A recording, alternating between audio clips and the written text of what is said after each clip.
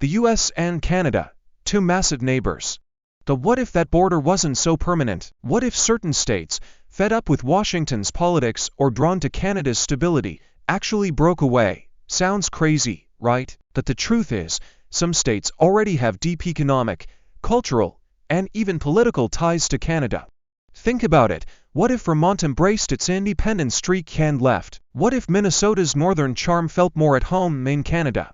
And Alaska, it's already cut off from the mainland. Some of these possibilities might surprise you, but for others, the signs are already there. Let's break it down. Number 10, Vermont. What if an entire state already felt more like Canada and the US? You might think of maple syrup, small towns, and crisp autumn air, but guess what? That's exactly why Vermont could be the first to say goodbye to America. This state has a long history of independence, once existing as its own republic before joining the Union in 1791. Politically, Vermont leans heavily toward progressive policies, much like its northern neighbor. But here's where it gets interesting. Some residents already want out. A movement called the Second Vermont Republic has been pushing for secession for years, arguing that the state would be better off on its own. Add in strong trade ties with Quebec, a shared love for social programs, and an economy built on industries that align with Canada's, and suddenly, the idea of Vermont breaking away doesn't seem so far-fetched. Could this be America's first real secession in centuries? Number 9, Maine. You'd be shocked to know that one US state already depends on Canada for survival. Without its northern neighbor, it would struggle to keep the lights on. Literally. That's because Maine imports a huge portion of its electricity from Quebec, and its economy thrives on cross-border trade. In fact, over $3 billion worth of goods flow between Maine and Canada every year. Culturally, Maine already feels more Canadian than American. With its rugged coastline, tight-knit fishing towns, and French-speaking communities, it has more in common with New Brunswick than, say, Texas. Even politically, Maine often aligns more with Canadian policies than Washington's. And let's not forget, Maine was once part of Massachusetts until it split off in 1820. If it could do it once, who's to say it couldn't do it again? Before we move forward, hit that subscribe button. It helps us keep bringing you eye-opening content just like this. And trust me, you won't want to miss what's coming next. What if a state that prides itself on freedom decided to take it a step further? Live free or die isn't just a catchy slogan. It's a way of life. New Hampshire has always been fiercely independent, with low taxes, a strong libertarian movement, and policies that don't always align with the rest of the US. The what if that independence led it away from America entirely? Number 8. New Hampshire. What if a state decided it didn't need America anymore? New Hampshire already resists federal control, fights against high taxes, and values personal freedom above all else. Sound familiar?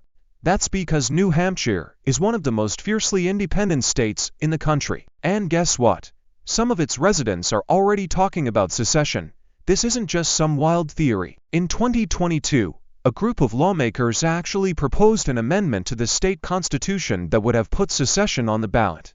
It didn't pass, but the fact that it was even debated in the legislature, that's huge. New Hampshire has always been different. No income tax, no sales tax, and a live free or die mentality that sometimes feels more in line with Canada's decentralized government than Washington's federal oversight. But here's where it gets even crazier. New Hampshire's economy is already deeply tied to Canada. Over $8 billion worth of trade flows between the two every year, and many businesses in the state rely on Canadian partnerships to survive. Culturally, New Hampshire has more in common with its northern neighbor than, say, California or Florida. It's a small, rural state with a love for the outdoors, winter sports, and a strong regional identity. And don't forget, New Hampshire has been a battleground for political movements before. The Free State Project, a movement encouraging libertarians to move to New Hampshire and push for limited government, has already made waves. But what if the next step wasn't just resisting federal policies, but leaving the US altogether? It might sound extreme, but in a state where independence is a way of life, anything is possible. Number 7. Minnesota. You'd be shocked to know that one US state is already so connected to Canada that leaving America actually makes sense. It has deep economic ties, a shared culture, and a population that, believe it or not, sometimes gets mistaken for being Canadian. That state, Minnesota. Let's break this down. Minnesota shares nearly 550-mile border with Canada, and its largest trading partner is, yep, you guessed it, Canada. In 2023 alone, Minnesota exported over $7 billion worth of goods across the border, making Canada a lifeline for the state's economy. But it's not just about money. Minnesota and Canada share a similar lifestyle. The people are friendly, outdoorsy, and known for their thick accents and love of hockey.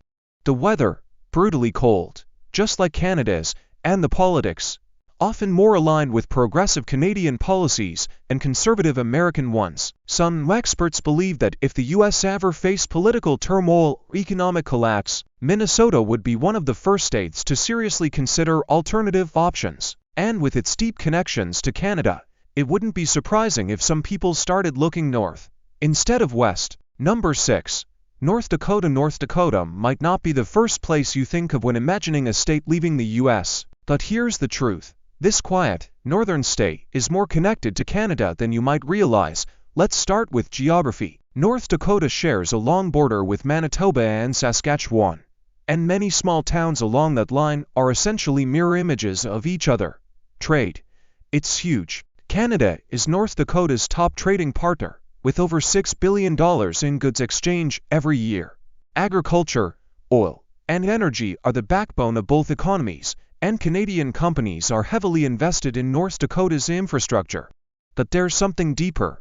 Culture, the pace of life, the community values, even the strong Scandinavian heritage, all of it overlaps with nearby Canadian provinces, and politically, North Dakota often favors practical, resource-based policies, which mirror Canada's approach to energy and farming. If the U.S. ever faced major instability, North Dakota wouldn't just be prepared. It would already have the cross-border systems in place to make a transition smoother than you think. Could this flyover state quietly become Canada's next province? Number 5. Washington. What if one of America's most powerful tech hubs just walked away from the U.S.? Washington State, home to giants like Amazon and Microsoft, might seem deeply American, but look closer, and you'll see a region that's already deeply tied to Canada. Seattle and Vancouver aren't just neighbors, they're economic partners in what's often called the Cascadia Corridor, a powerhouse of innovation, green energy, and progressive policies. And here's where it gets even more interesting. There's a real movement, called Cascadia, that imagines Washington, Oregon, and British Columbia forming their own independent nation or joining Canada. This isn't just a fringe idea. Universities, think tanks, and even business coalitions have explored how this could work. Shared environmental values, similar political leanings, and cultural overlap make this feel less like fiction and more like a long-term possibility. And let's be honest, in times of national crisis, Washington often acts more independently than most states. If tech leaders, environmentalists, and political groups ever align with a clear vision, the path to secession and possible unification with Canada might not be as impossible as it sounds. Number 4. Alaska. This state is already cut off from the U.S. mainland, and some say it's only a matter of time before it cuts ties completely. Alaska is unlike any other state. It's vast, remote, rich in natural resources, and shares more in common with the Canadian Yukon than it does with California or New York. And here's the kicker. To drive from Alaska to the lower 48, you have to go through Canada. Logistically, Alaska already relies on Canada for transportation, trade, and even emergency support in some areas. But historically, there's also tension. Alaska was purchased from Russia in 1867, and ever since, it's been a rugged outlier in American politics. Some Alaskans have long pushed for more autonomy, and there's even been talk of independence. But if Alaska ever decided it couldn't rely on Washington, economically or politically, joining Canada might make more sense than standing alone. Energy production, indigenous cooperation, and Arctic policy all align more closely with Canadian interests than American ones. Alaska may be America's last frontier, but what if it decided to chart a new path north? Number 3. Montana. Wide open skies, rugged independence, and a deep connection to the land. Montana is a state that's proud of doing things its own way. But what if that independence led it away from America entirely? Montana shares a massive border with Canada, and its culture is remarkably similar to Alberta and Saskatchewan. The cowboy lifestyle, conservative values, and agricultural economy create natural bonds across the border. In fact, many Montanans have family or business ties in Canada. Some towns even share public services, like fire departments and emergency response systems, and economically, Canada is Montana's top trading partner, with over $4 billion in annual trade. In times of political division or federal overreach, Montana has been known to push back hard. If the state ever faced a crisis of identity or faith in the U.S. system, its connections to Canada and its frontier mindset could push it toward a new future. Number 2. Michigan. What if one of America's most iconic industrial states decided it was done with Washington? Michigan is known for Detroit, the Great Lakes, and the auto industry.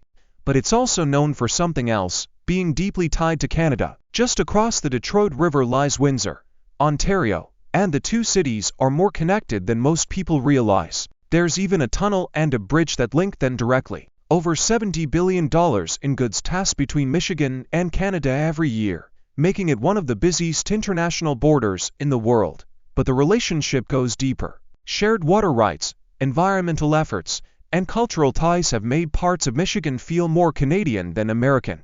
Many Michiganders even work in Canada or have dual citizenship, and during times of political unrest, Michigan has often leaned toward progressive, cooperative policies, much like its neighbor. If the U.S. ever fractured politically, Michigan wouldn't need to build new ties, they already exist. All it would need is a reason to walk across the bridge and never look back. Number 1. Oregon. You might be shocked, but the U.S. state most likely to join Canada isn't even on most people's radar. Oregon has the culture, economy, and even the political will to make a move north. And here's why. First, let's talk politics. Oregon is proudly progressive, with policies on healthcare, education, and the environment that often resemble Canadian systems more than American ones. Then there's the Cascadia movement, the same one influencing Washington, which has deep roots in Oregon. Some activists argue that the Pacific Northwest should form its own nation or join with British Columbia. But there's more. Oregon's economy is already tied to Canada through trade, energy, and tourism. And in recent years, political division within the U.S., especially between Oregon's urban centers and its rural counties, has fueled secession talk from both sides.